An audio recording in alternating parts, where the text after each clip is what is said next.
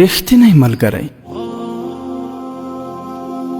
وای پخوا زمانه کې یو ډېر شتمن ځوان و چې پلار یې د زرو، جواهرو او قیمتي کاڼو تجارت کوه. زوی یې د دنیا له زیاتو نعمتونو څخه برخمن و. له ښه ژوند سره یې خورا ډېر ملګري درلودل او پر خپل ملګرو یې خرچې هم ډېرې کولې او د هغوی به یې خورا زیات احترام کوه. په رښتیا یې ښه ملګرتیا ورسره پالله. آخر د خدای خوښه داسې وه چې د ځوان پلار مړ شو. د پلار تر مرګ وروسته پر ځوان یوه داسې زمانه راغله چې جایدادونه، جواهرات، پیسې هر څه ختم شول، ان تر دې چې هغه خواږه ملګري یې هم ترې لرې شول. آخر دا نازولی ځوان دومره خوار او غریب شو چې هیڅ یې هم نه لرل. دې ته مجبوره و چې خواري او مزدوري وکړي. ځوان د کار او مزدوري په لټه کې شو. په تنګسیا کې سړي ته خپلوان او ملګري وریادېږي. ځوان د خپل ملګرو په اړه پوښتنه پیل کړه چې خپل یو پخوانی ملګری پیدا کړي او خپل د ستړي ژوند حال ورسره شریک کړي.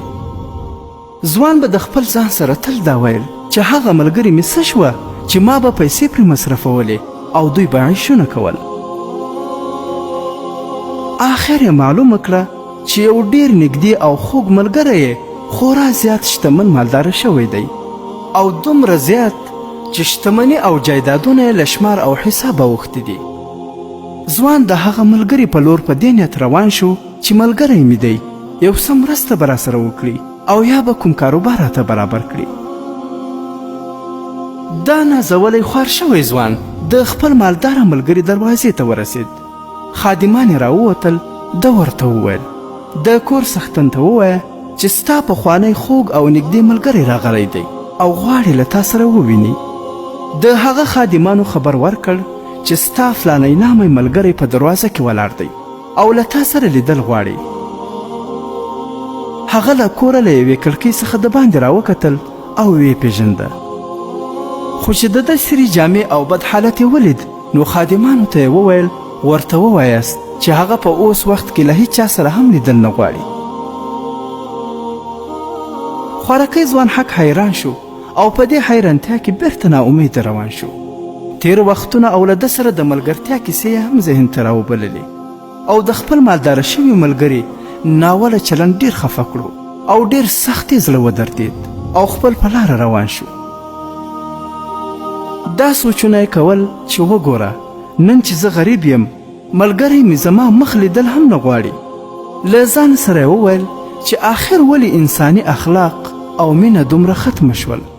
انسان ولې دومره احسان هیرونکی او ناشکره شي؟ دا راز ډېرې خبرې یې په ذهن کې اړولې او له درده ډک زړه خپل کور او کلي ته رانږدې شو. ځوان کور ته لا نه و رسېدلی چې 3 کسان په مخه ورغلل. هغوی داسې ښکارېدل لکه په یو چا پسې چې ګرځي. له ده نه یې پوښتنه وکړه چې فلانی د فلاني زوی مو په کار دی. ده ورته وویل زه د هغه زوی یم او هغه خو وفات شوی دی. سړي حیران پاتې شول او انا لله و انا الیه راجعون یې وویل او ده ته یې وویل موږ له هغه سره ګډ کاروبار کوه. له موږ سره یو څو ارزښتناک جواهر پاتې دي، اوس به هغه تا ته در وسپارو. دا 3 کسانو یوه کڅوړه هغه ځوان ته ورکړه او هغوی رخصت واخیست او لاړه. ځوان هم دا کاڼي پیژندل چې رښتیا هم ډېر ارزښتناک او قیمتي کاڼي وو، دومره قیمتي چې په لنډه سیمه کې یې چا بیه نشو پوره کولی. ځوان نیت وکړ چې ښار ته یې یوسي. په همدې نیت کې و چې یوه بوډۍ ښځه یې کور ته راغله او ورته یې وویل یو ډول قیمتي کاڼي مې په کار دي، که چېرته مې پیدا کړه هر څومره پیسې چې وي پرې کوم یې. ځوان خپل کاڼي ورښکاره کړل. بوډۍ ورته وویل چې همدا دی. بوډۍ ورته وویل اوس د 2 کاڼو پیسې درکولی شم، نورې نه لرم. 2 یې واخیستل او ځوان خورا زیاتې پیسې وګټلې. بوډۍ روانه شوه او د خوار غریب ځوان کور له ډېرو پیسو او ارزښتناکو جواهرو ډک شو. ځوان خپل کاروبار زیات کړ او بیرته د مال او شتمني ورمخه شوه او بې کچه شتمن او مالداره شو. د خپل ملګري بې وفایي له یاده نه وتله. یوه ورځ یې په یوه ټوټه کاغذ 2 بیتونه ورته ولیکل او ور ویې لیږل. ملګري چې یې خط خلاص کړ په هغو بیتونو کې ورته ویلي وو چې د سپکو او بې وفا خلکو ملګرتیا مې وکړه چې د خلکو په منځ کې په چلبازي وخت تېروي. زه چې مالداره شتمن وم هغوی به ستایلم او زما عزت به یې کاوه، خو چې غریب شوم دښمني یې راسره پیل کړه. ملګري چې د ده بیتونه ولوستل د هغې ټوټې په شا هغه هم یو څو ځوابي بیتونه ورته ولیکل او هغه داسې و: ته ما له خپلې دروازې څخه د دې لپاره وشړلې چې ستا حالت ډېر کمزوری و او ما ویل چې په دې حالت کې زما سره کینې نو وبه شرمېږې.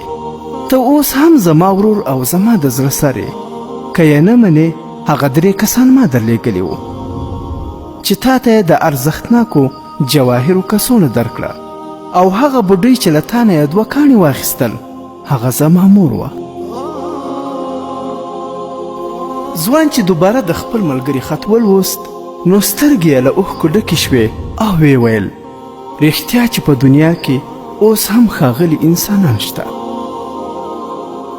ګرانو دوستانو، د دې کیسې څخه موږ دا درس اخلو چې د خپل ملګري ښېګڼه او ځواني به هیڅکله نه هېروي او په هر حال کې به د هغه قدر و احترام کوي او تر مطلبه یارانه به د چا سره نه کوي.